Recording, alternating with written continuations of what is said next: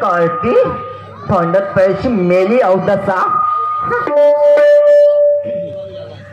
दादाताई अगे दादाताई दादाताई अगे दादाताई सकाळी सकाळी नाना नाही करते कोण माय बाई हे तर नसताना आली एवढ्या सकाळी कायला आली तू दादाताई मला माफ करा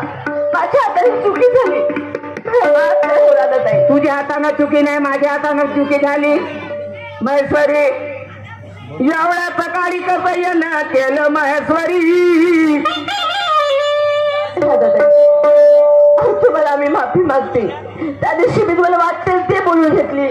माझ्या घरातून हाकलली तुम्हाला ढकललं काय बोलली मी माफी मागते होते तू नको मी माफी मागते गलती माझी आहे मी तुझ्या घरी आली तुला मी बोलली समजवण्याचा प्रयत्न केला माझी गलती तुझी गलती नाही कशाला मला माफी मागते मी तुम्हाला जेवणाचं आमंत्रण करायला आले आमंत्रित होय आज अचानक हे काय की 6 महिने झाले माझा भाऊ गेला तेव्हापासून माझ्या घरी आली नाही आज अचानक मला आमंत्रित करते वहिनी माझी आई बाबा आंधळे वहिनी या राधा विना जेवत नाही वहिनी माझं नाही जमणार आता ते मी काय म्हणते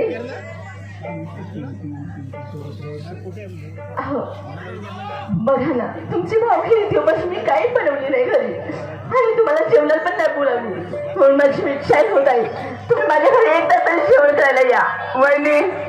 जेवण करायला आज अचानक मला माझे आई बाबा हांडळे आहेत या राधा शिवाय जेवत नाही जर मी आली माझे आई बाबा जेवण केल्या विना राहणार नाही वहिनी बिना जेवणाला राहते दादा तुमच्या आई वडिलांसाठी मी डबा करून ठेवेन पण तुम्ही चला ना जेवण खायला नाही नका म्हणू हो तुम्ही नाही ग माझा माल विकायचा आहे सायंकाळची वेळ आहे माल थोडासा आहे जर मी आली माझा माल सरून जाईल म्हटलं वहिनी दादा असं काय करताय मी माफी मागते नाही नका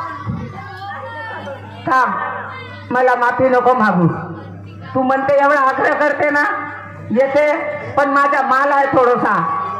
थोडासा माल विकते नंतर मी येते मी जेवणार नाही 2 घास जेवण करीन कारण माझे आई बाबा राहता विना जेवत नाही वहिनी ठीक आहे ताई चालेल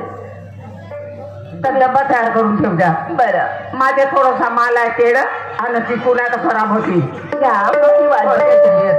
बरं शेण खाई बाकटोंडी